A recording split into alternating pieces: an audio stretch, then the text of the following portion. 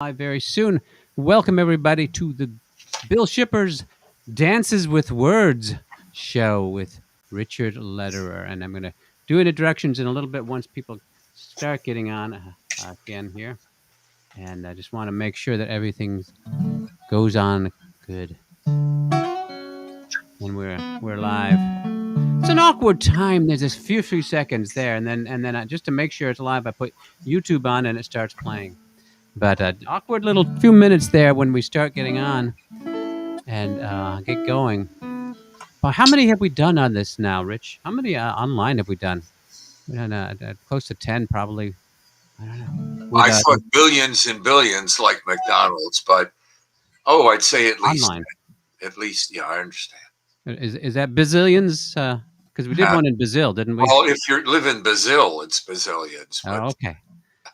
And we got the hi. Everybody's coming in and saying hi. Portia's on. Hello, Portia.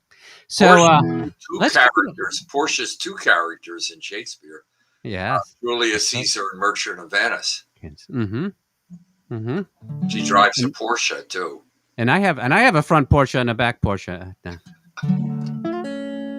Let me sing a song and then we'll do a little bit more introduction here. If they asked me, I could write a book about the way you walk, whisper, and look. I could write a preface on how we met, so the world would never forget.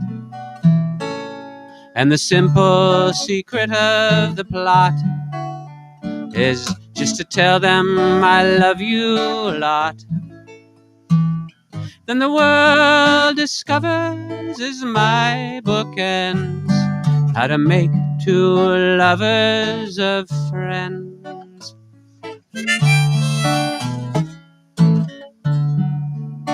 And that's how we don't do a harmonica in the right key. You know that?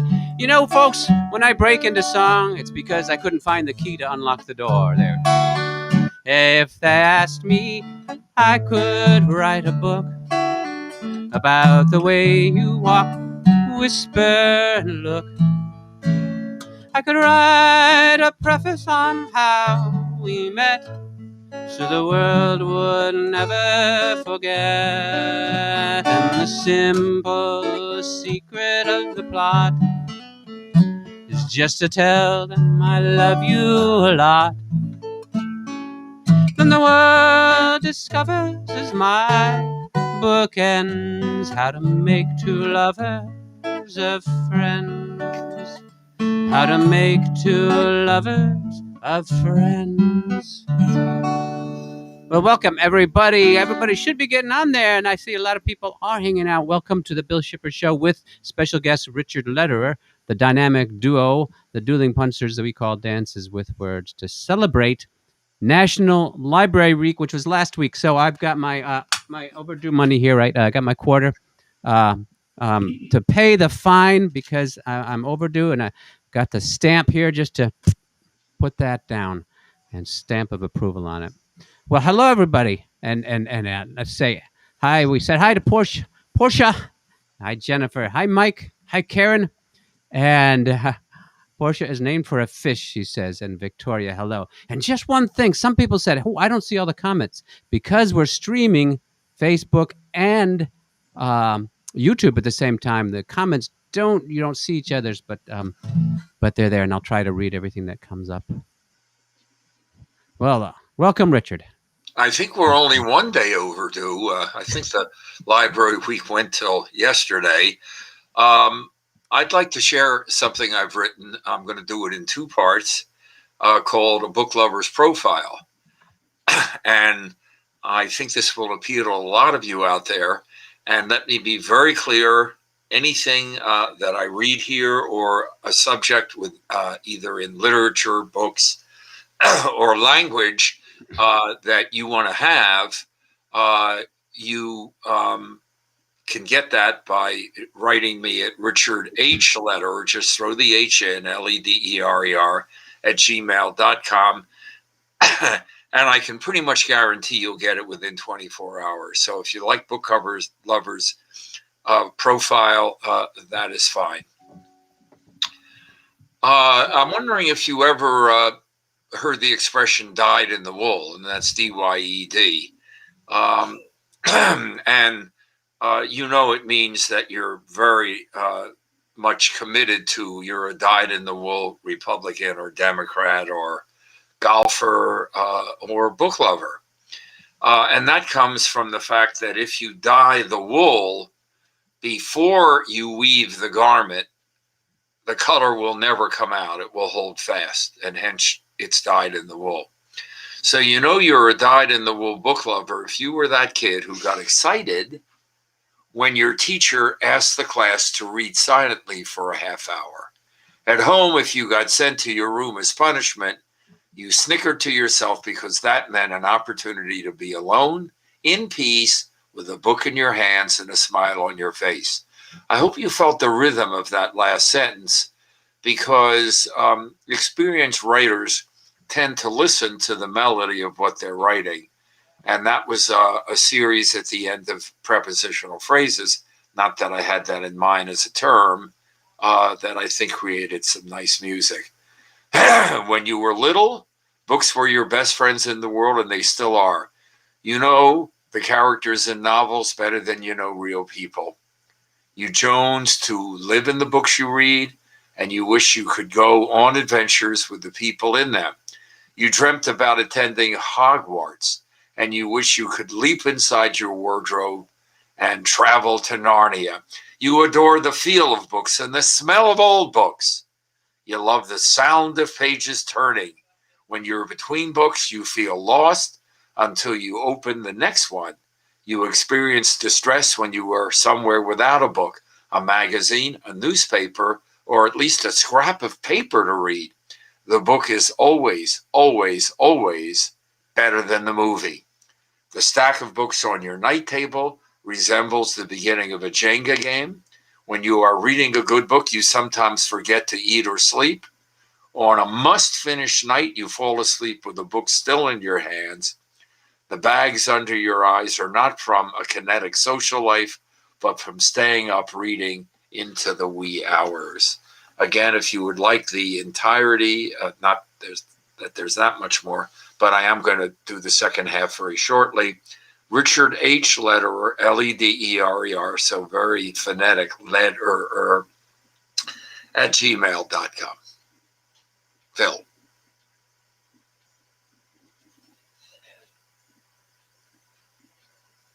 I'm going to get myself off mute there. Yeah, we're back here. Yeah, that's beautiful. There we got some serious book lovers here. There we've got a comment from Nightfang. I think is Natalie, right? Yes, yeah, and she's saying that about the dyed in the wool. She thought it was dyed in the wall. That sounds like an Edgar Allan Poe story for sure, like the cat in the wall. And Irene is on. I know Irene is a librarian here, so let's say three cheers to Irene. Just a quick thing on Edgar Allan Poe. First, if you enjoy poetry, Poetry, you should try Poe, Trypoe. But also, although it is kind of grim, but it is definitely art in this time of COVID, I recommend you read The Mosque of the Red Death.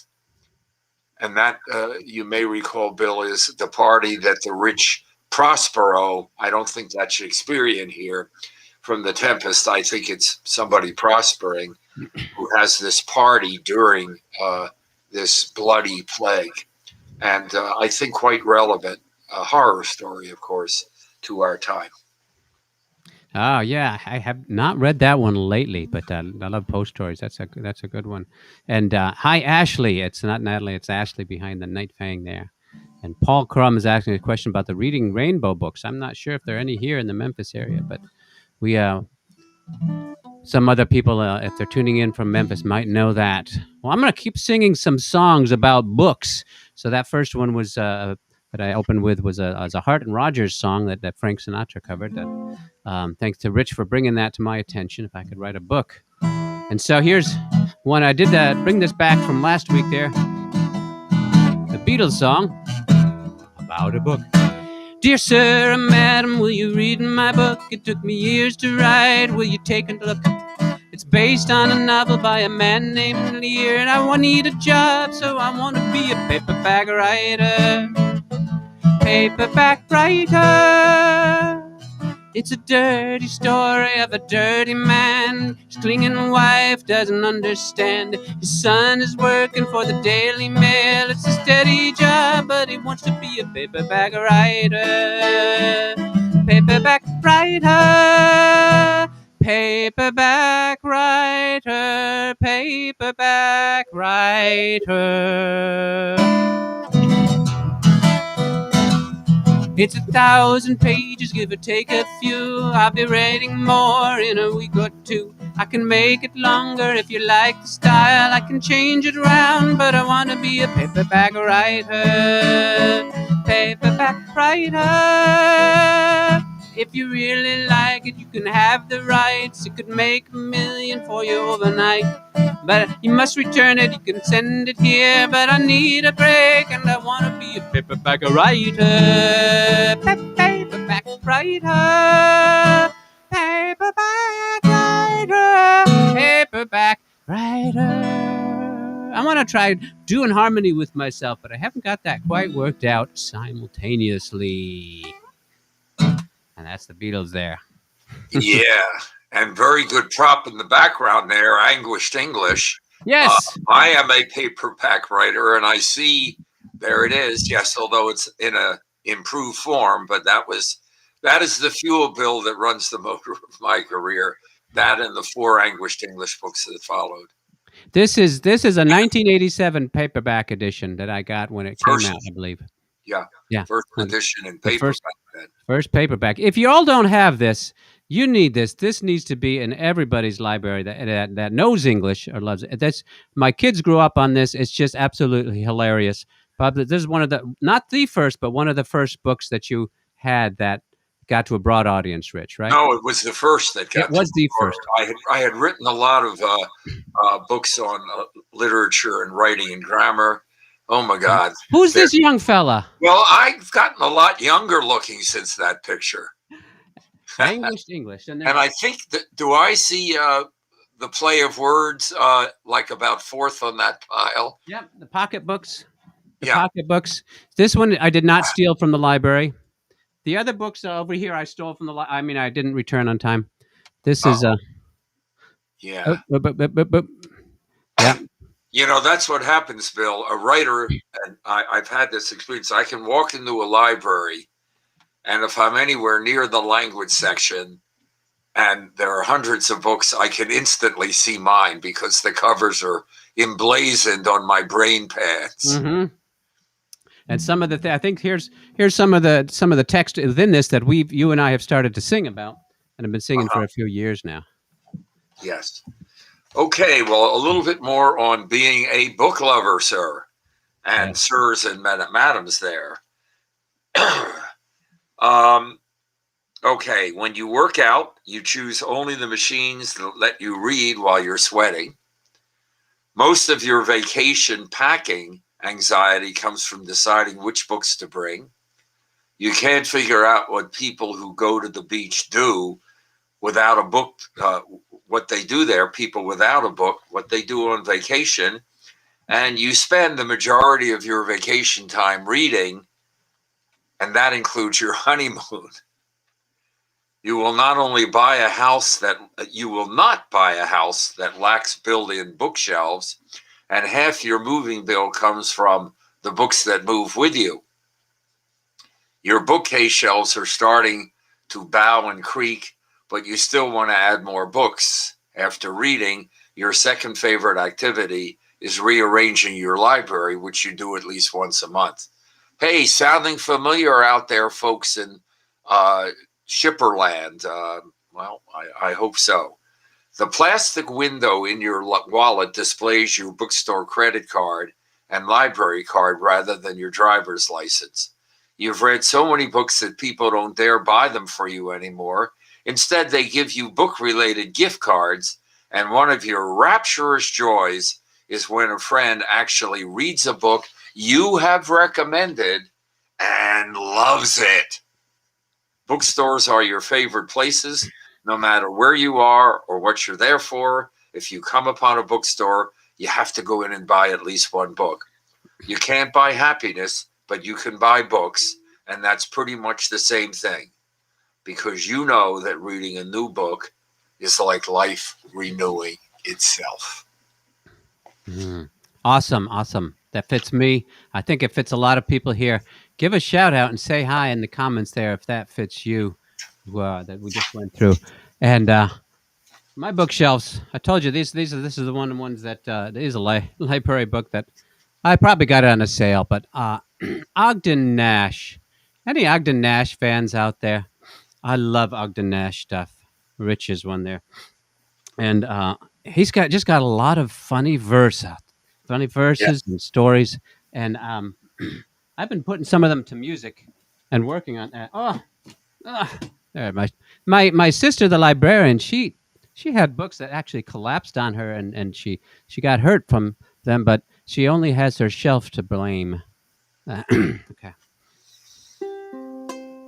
So I've taken a poem or verses from Ogden Nash here because it talks about authors in the poem, and I put it to a little bit music here right now. It's called "So That's Who I Remind Me Of." When I consider men of golden talents, I'm delighted in my introverted way to discover, as I'm drawing up the balance, how much we have in common, I and they. Like Burns, I have a weakness for the bottle. Like Shakespeare, little Latin and less Greek. I bite my fingernails like Aristotle. Like Thackeray, I have a snobbish streak. I'm afflicted with the vanity of Byron. I've inherited the spitefulness of Pope. Like Petrarch, I'm a sucker for a siren. Like Milton, I've a tendency to mope. My spelling is suggested of a Chaucer. Like Johnson, well, I do not wish to die. And I also drink my coffee from a saucer. And if Goldsmith was a parrot, so am I. Like Villain, I have debits our load. Like Swinburne, I'm afraid I'll need a nurse. By my dicing is Christopher out Marlowe. And I dream as much as Coleridge, only worse. In Wow. comparison with men of golden talents, I am all a man of talent ought to be. I resemble every genius in his vice, however heinous. Yet I only write like me. A lot of literary allusions there, and just to take the one, the Coleridge dreaming, because it was a dream that he converted into Kubla Khan, the poem, There and you go. but was awakened before he finished the dream, awakened by a person from Porlock, and that's become somebody that interrupts your dream. And Xanadu did Kubla Khan a stately pleasure dome decree where Alf the sacred river ran down to a silent sea, one of the great monuments of the Romantic era. And then, of course, an allusion to Shakespeare, and I think a nice lead-in, Bill, because correct me, but our next show is going to raise the bard, isn't it? Raise the bard. Life. That's right. No, and I'm going to wear a shirt without any patches to make sure there's no holes barred. Very good. And I'm sure, simply the most incredible achievement in language, by far still the most performed playwright in history. Interestingly, second, probably people wouldn't guess because it's centuries apart, Neil Simon. Oh, But really? first is William Shakespeare. And this is more than 400 years after he shuffled off his mortal coil. So that's going to be our show, in a couple of weeks, I think 2 Tuesdays. Next week. Next week. Yeah. Next week on the 20th. So make sure that you are on the list. I think everybody here is on the list. That's how you heard about this. But you can also see it on the Facebook post, but on the Bill Shipper mailing list at billshipper.com, because I'll send out that link for the show on that morning. And that'll be 3 days before the Bard's birthday and death day. He happened to live to exactly 52 years old, as far as we can tell, dying on the day of his birth 52 years later, 1564 to 1616. So, Bill, you want to take over? I've got some more. I can do it after the song. It'll be fine. Well, let's see. Tell us a little bit about libraries, and we don't have I think you don't have an extensive history, but maybe just with libraries in America. Yeah, well, I will lead in with some stuff about libraries, and I'll do the history very shortly. Oh, okay. Just about everyone has seen the blue street signs with the big white H. I have one within a mile of my home, and an arrow pointing the way to the nearest hospital. Now we have the L figure, the doodle figure, reading a book, and an arrow aimed in the direction of another local institution. And of course, that's the public library. Such a sign reminds us that librarians serve us in much the same way as doctors and nurses, and that books and other media are just as vital to our health as bandages and medicine. In fact, recent scientific research reveals that people who read books, magazines, and newspapers live longer, as little as half hour a day. This is a quote from Becca R. Levy, a professor of epidemiology at Yale. As little as a half hour a day of book reading had a significant survival advantage over those who do not read. And each year we celebrate National Library Week, and we just finished doing that in the second or third week of April. This year, the theme was, and it's a very nearby past tense, welcome to our library. Welcome to our library. The towering French novelist Victor Hugo proclaimed, and I'm quoting, "A library implies an act of faith which generations still in darkness hid, sign in their night as witness to the dawn." So that's a little bit about libraries in general. We'll get into the history and some really nifty library stories. Excellent. I'm glad that readers do live longer, because I've got a lot of books that I need extra years to finish out, for sure. Right. So many books, so few years. Right. So songs about books or songs about literary works make me think of this one by Paul Simon. I think it was on the Bookends. If it was not on the Bookends, maybe the Sound of Silence album. But he took the poem by Edward Arlington Robinson and put it to music. They say that Richard Corey owns one half of this old town, with the political connections to spread his wealth around. Born into society, a banker's only child, yet everything a man could want: power, grace, and style.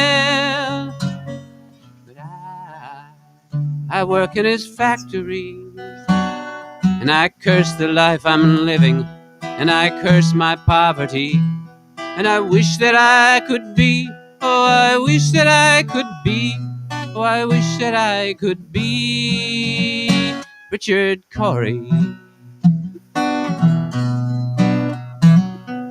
Papers print his picture almost everywhere he goes. Richard Corey at the opera, Richard Corey at a show. And the rumors of his parties and the orgies on his yacht, we surely must be happy with everything he's got. But I work in his factory, and I curse the life I'm living, and I curse my poverty, and And I wish that I could be, oh, I wish that I could be, oh, I wish that I could be Richard Cory. He freely gave to charities, he had the common touch. They were grateful for his patronage. They thanked him very much. Thank you very much. So my mind was filled with wonder when the evening headlines read, Richard Cory went home last night, put a bullet through his head. But I work in his factory, and I curse the life I'm living, and I curse my poverty. And I wish that I could be, oh, I wish that I could be, oh, I wish that I could be Richard Lederer. Well, that is from the most famous of the Tilbury Town portraits by Edwin Arlington Robinson, the Maine poet, Maine. And I recommend that you go and read the poem. Mm-hmm. They say that Richard Cory. No, that's the song. Yeah, it is. He didn't change the words. Paul Simons made it a little. Well, yeah. Got it now. One summer evening, I think. Warm day in summer. And Richard Cory went home and put a bullet through his head. But they say that no, that's the song. I'll be darned. All caught up with me. Right. And of course, another little famous verse on books, Dr. Seuss happens to be a big San Diego connection when he was alive and writing, and very much in the news.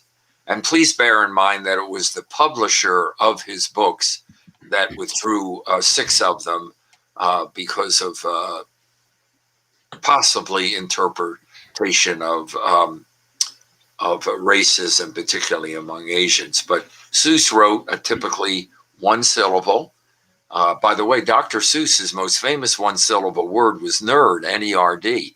Go look in If I Ran the Zoo, 1950, my gosh, 71 years ago, and you'll see the first print use of N-E-R-D in print. It's not very nerd-like, but it is an animal. If I ran the zoo, we'd have a nerd there. But he wrote, the more that you read, the more things you will know. The more that you learn, the more places you'll go. And that's all in one syllable. Shakespeare was very, very good about that. And I just putting up look what I can do with this technology. Ken's comment there. That look, we're pulling out a little bit more the direct quote. Yeah, we people on the paper looked at him. Right, thanks, Ken. Yeah. He was a gentleman from soul to crown. Notice again, double meanings in soul and crown. Clean favored and imperially slim. And then I'm going to respond to some of these. Kim is from Lincoln, New Hampshire. Kim, I taught at St. Paul's School in Concord, New Hampshire for almost 3 decades. Let's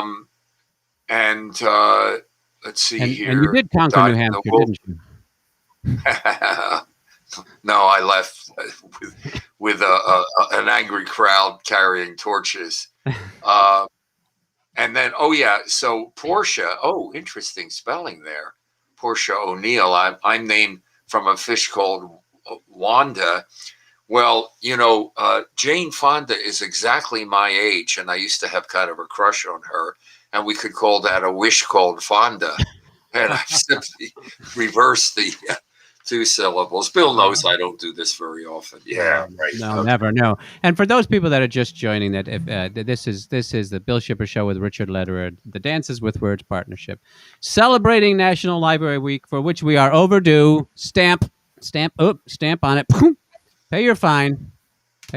Have you got something else, or do I break into another song? I think you. Well, I've got some more stuff. Yeah, I think so. Tell me to quiet up here.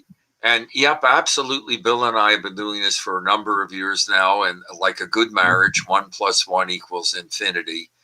And we've entertained a lot of folks. At least we hope we've entertained them. Books move. Books do not sit still. And the first bookmobile in the United States a horse-drawn wagon operated by a county library in Hagerstown, Maryland, began making its rounds in 1905. But the first bookmobile in Western history was perhaps the property of the Dutch humanist writer Desiderius Erasmus, who wrote the first bestseller in praise of folly.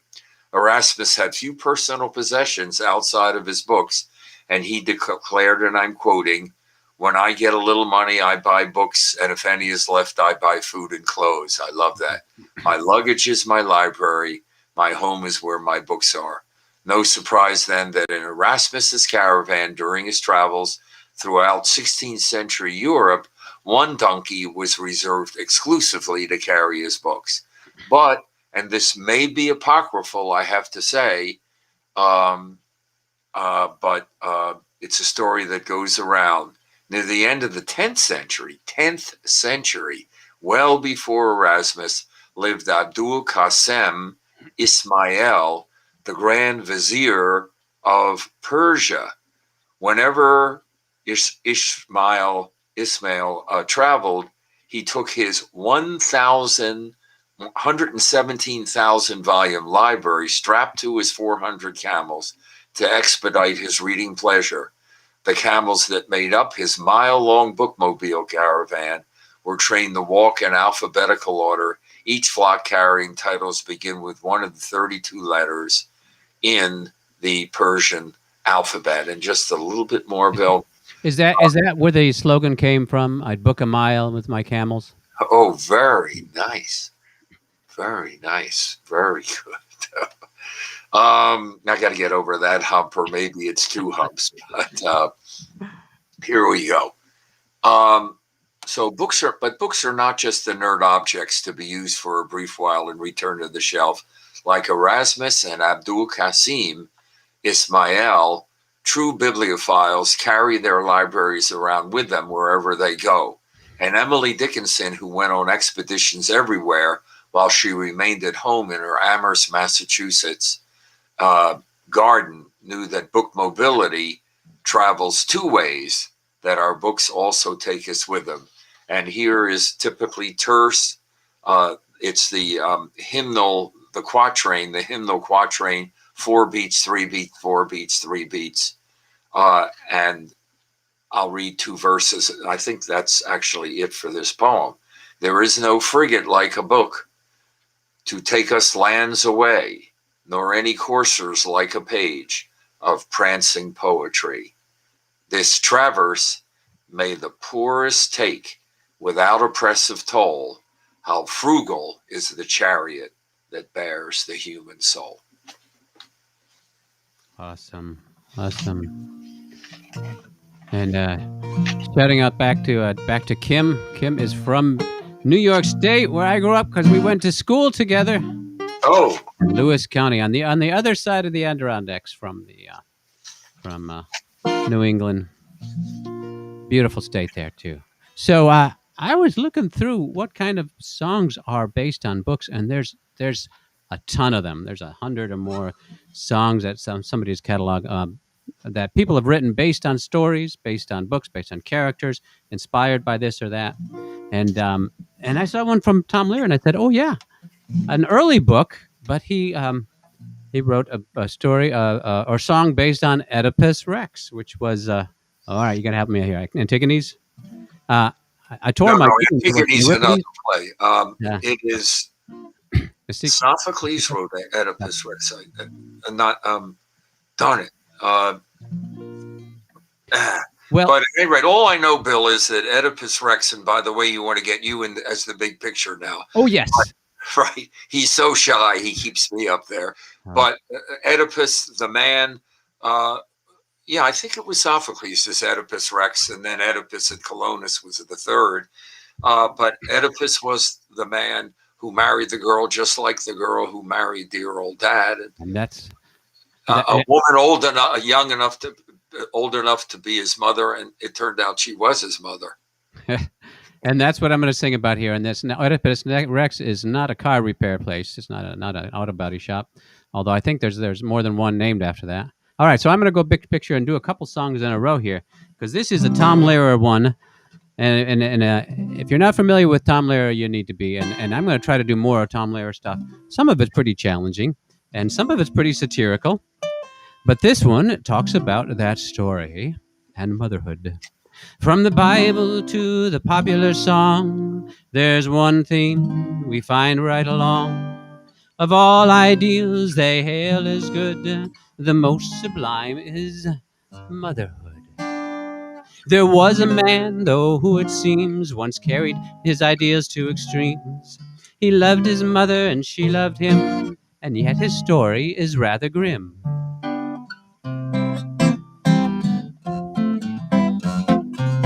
There once was a man named Oedipus Rex. You may have heard about his odd complex. His name appears in Freud's index, 'cause he loved his mother. His rivals used to say quite a bit that as a monarch he was most unfit, but still in all, they have to admit that he loved his mother. Yes, he loved his mother like no other. His daughter was his sister and his son was his brother. One thing you can depend on, one thing on which you can depend is he sure knew who a boy's best friend is.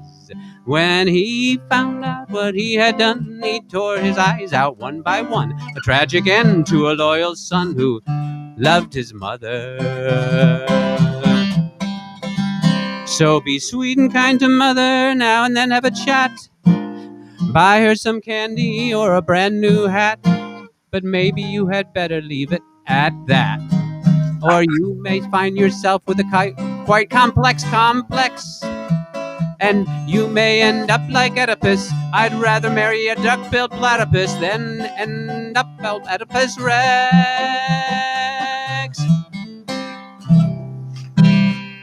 Tom Lehrer song, Oedipus Rex, and that's a challenging stuff to do there because it's all piano chords that he wrote. Ooh, that's weird on the camera, but he does piano, and I made a Rex of that song, I think, a little bit.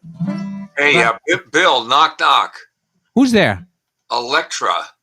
Electra who? Electra Lux, her father, as in likes her father, because the opposite of the Oedipus complex is Electra, and this is sort of in the Iliad story, who had a thing for her father and ended up with her mother killing her father, Agamemnon.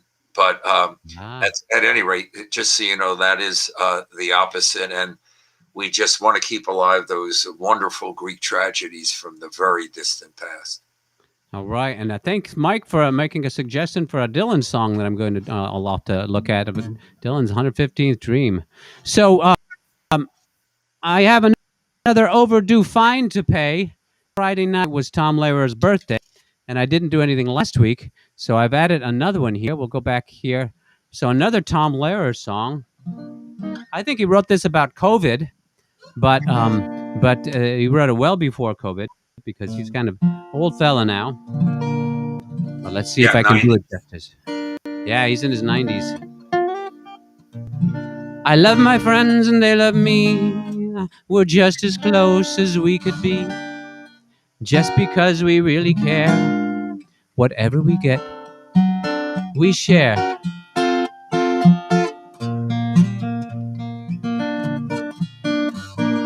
I got it from Agnes. She got it from Jim. We all agree it must have been Louise who gave it to him. She got it from Harry, who got it from Marie. And everybody knows that Marie got it from me. Giles got it from Daphne. She got it from Joan, who picked it up in County Clerk, kissing the Blarney Stone. Pierre gave it to Sheila, who must have brought it there. He got it from Francois and Jacques. Ah, lucky Pierre. Max got it from Edith, who gets it every spring. She got it from her daddy, who gives her everything. She then gave it to Daniel, whose spaniel has it now. Our dentist even got it, and we're still wondering how. But I got it from Agnes, or maybe was it Sue, or Dilly, or Billy, or Willie, or Jilly, it doesn't matter who. It might have been at the club or at the pub or in the loo. And if you'll be my friend, then I might, mind you, I might. I said I might give it to you. There, I hope you caught that. Well, you know what I caught there, Bill? What'd you catch? The very clever allusion to Greek mythology. And that is, he's talking about Sisyphus. Oh, wait a minute, or is it syphilis? Oh, I guess I got those mixed up. I was thinking of Sisyphus, the first rock and roller in history. Rock and roll. Oh boy! But, All right. yeah. And I have to tell you, and maybe, hey, you know, I missed that one.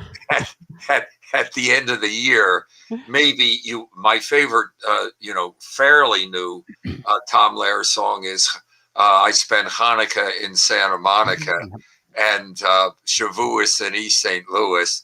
Yep. So we've got to do that. We did that. We did that in our Christmas show. Oh, that was that we did good. That's just terrific. And Ashley's saying at least the Greeks knew how to keep it in the family there. Yes. All in the family. They could do a show with that name. No, yes. Well, maybe. But we should do our Greek things on the road in Phoenix, right? Our Greek mythology. Yes. We'll rise from the dust there. Okay. What else you got now? Okay. I want to tell some stories here. Well, actually, because I went on a little bit long, let me see if I can find this quickly. Here's a story about reading that I think is very moving. Sorry. One of the most astonishing stories of acquiring literacy is the life, of George Dawson. He was born in Marshall, Texas in 1898. As the first of 5 children, a farmer's son and a grandson and great-grandson of African-American slaves.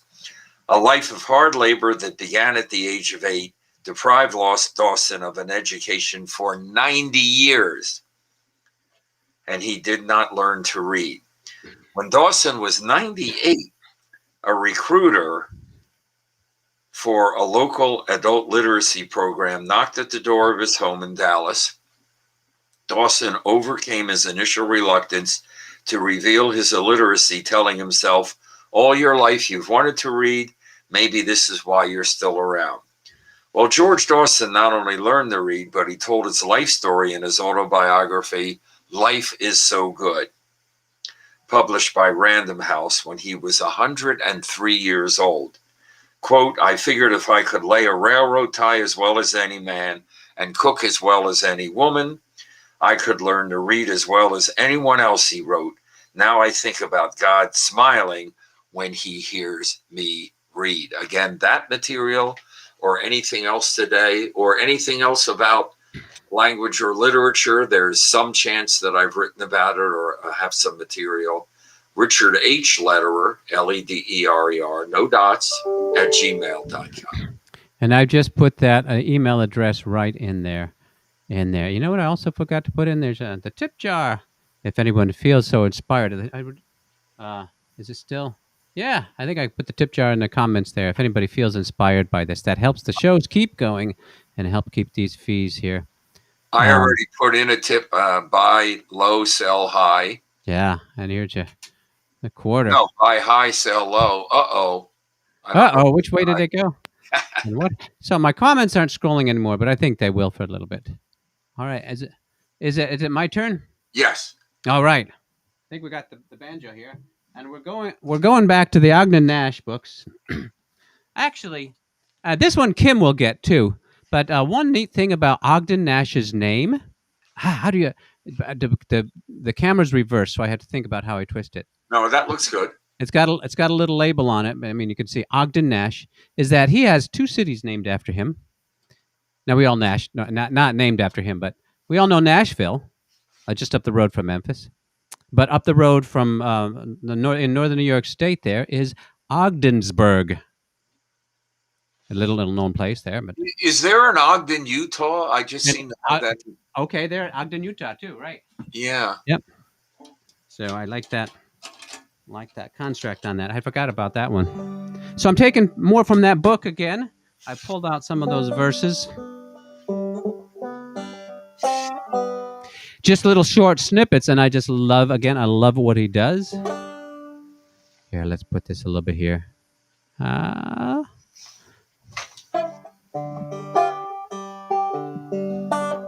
Celery raw develops the jaw, but celery stewed is more quietly chewed.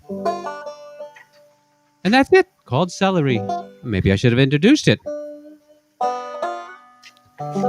Reminds me of my day job because I'm on celery. The parsnip goes right with the vegetables there. Vegetable theme.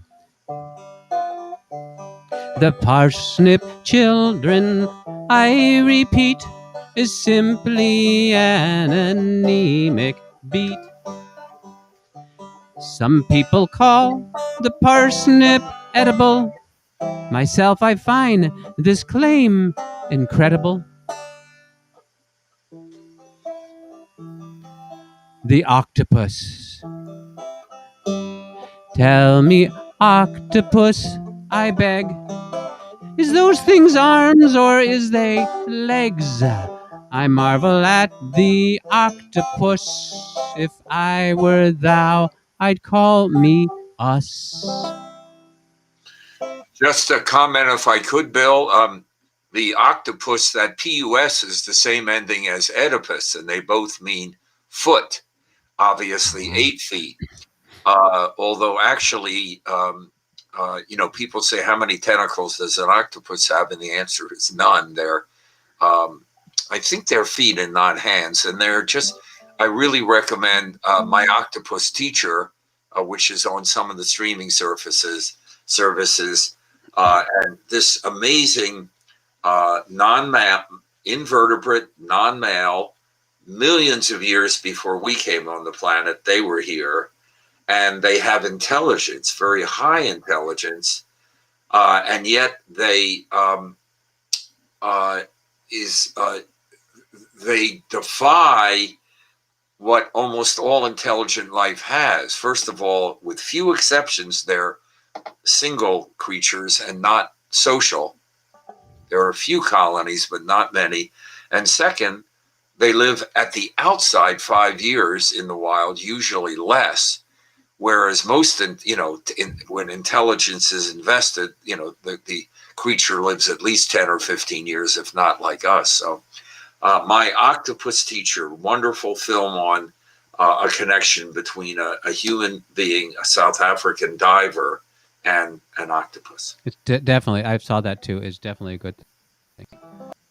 You said it was on a streaming surface. You did a little, in fact, it's under the surface because it's in water. You got it, in the kelp forest. I like slip tips of the tongue or slips of the tongue there when people say things and go off on that. Oh, let me do a couple more then. Speaking of going under the surface, behold the duck. It does not cluck. A cluck it lacks, it quacks. It's especially fond of puddle or pond when it dines or sups. It bottoms up. The turkey. Mm-hmm. Yeah, I just have to say, so let me see if I get this right. If a rooster crows, there's a crow rooster. So it's cause for concern. It is cause for concern. I love that. Yeah. How about the turkey? Oh, wait a minute. You do know the most famous duck president, of course. No, who's the most famous duck president? Mallard Fillmore. Mallard Fillmore. The turkey.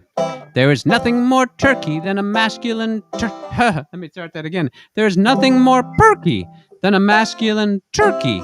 When he struts with no ifs or buts. When his face is apoplectic, his harem grows hectic. And when he gobbles, their universe wobbles. All right. Rich, have you got another story for us? Yes, I do. I'll do 2 stories, and I have some more depending on time and so on. And I'm sorry, I think we've offended Ashley. She says that's foul. Oh, very good. Gave us the bird there. Yeah, she gave us Yeah. that. All right. So, yeah, literature lives, literature endures, literature prevails. And the reader bestows a special kind of life on the characters in books. And I'll give you two stories now, and then we'll see how the time looks at the end. But people can always ask me for these stories. I have them in print. A phone call came into an Atlanta library, and a woman on the librarian picked it up, and the woman asked the librarian, "Can you tell me where Scarlett O'Hara is buried?"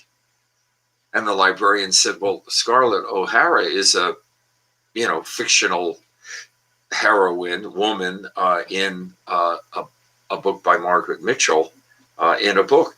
And the woman said, "Well, never mind that. Where is she buried?" And the point of that story is that for that reader, Scarlett it was so alive in the book that she had to have died and been buried somewhere. Another story, actually, I've got three I can do here, I think, within our time. After many years, the publishers of the children's classic Charlotte's Web persuaded the Arachnid's writer, to tape the book, read the book on tape. But so caught up was E.B. White in his Arachnid heroine's life that it took him 19 tapings before White could read aloud the passage about Charlotte's death without his voice cracking.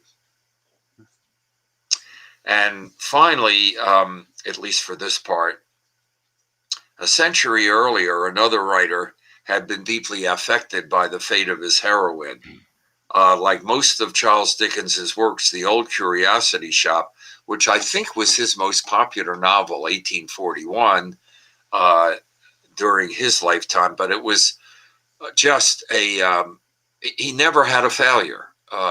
Every book he wrote, people loved. It was like a rocket, just keep going up and up, a flare into the heavens. It was published in serial form, and the novel won vast readership on both sides of the ocean. So interest in the fate of Little Nell grew intense. Circulation reached the staggering figure of 100,000, a record unequaled by any of the other novels by Dickens.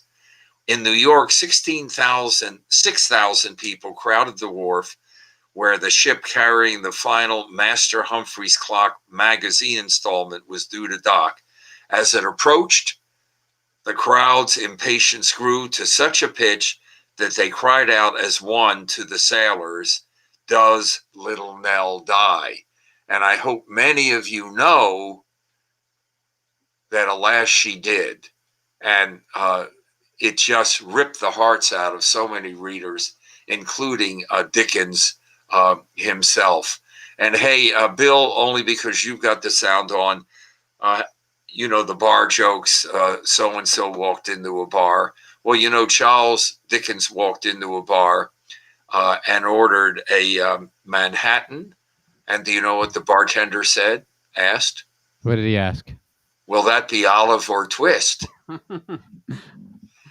'Tis all yours, partner. I love it. I think we're winding down. I think that's about it. We're just getting out of time here. So I don't know. I really appreciate everybody that's hung on for this long, and everybody that's been checking out. But and everybody's been so quiet, like you should be in a library. Shh, right? Don't forget. And I want to thank my sister, the librarian, for lending me all the library props. I can check out. And give her props there. Props. Yeah. Props and Bill, and I have to return picture them. on big. Put your picture on big.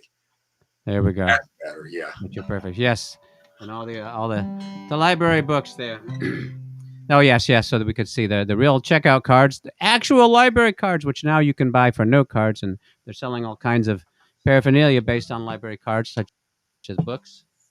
And I know some people here are too young. Some people here are too young to remember the library cards, and hunting for a book with a little pencil notes, try to write down those crazy Dewey decimals and the card catalog. the card with the drawers that you pulled out. Mm-hmm. That's right.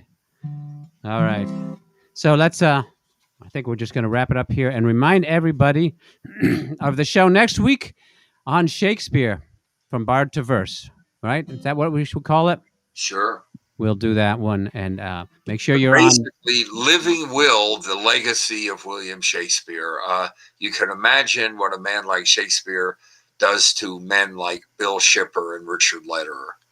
We faint in his presence. Absolutely. There's a lot of songs that came out of Shakespeare. I'm going to try to learn a couple of them. And I'll be doing Brush Up Your Shakespeare. Start quoting him now. And so, if they asked me, I could write a book about the way you walk, whisper, and look. I could write a preface on how we met, so the world would never forget. And the simple secret of the plot is just to tell them I love you a lot. Then the world discovers, as my book ends, how to make two lovers of friends. How to make two lovers of friends. All right. Thank you all for tuning in. Thank you. One last comment from Kim there. Been to Grammarland. Have we been to Grammarland? I'm not sure where that will be, but don't forget to watch the Grammarman show, Grammarman video and song on the Bill Shipper website, billshipper.com. And Kim, if you have a grammar question, I'm a former usage editor of the Random House Dictionary.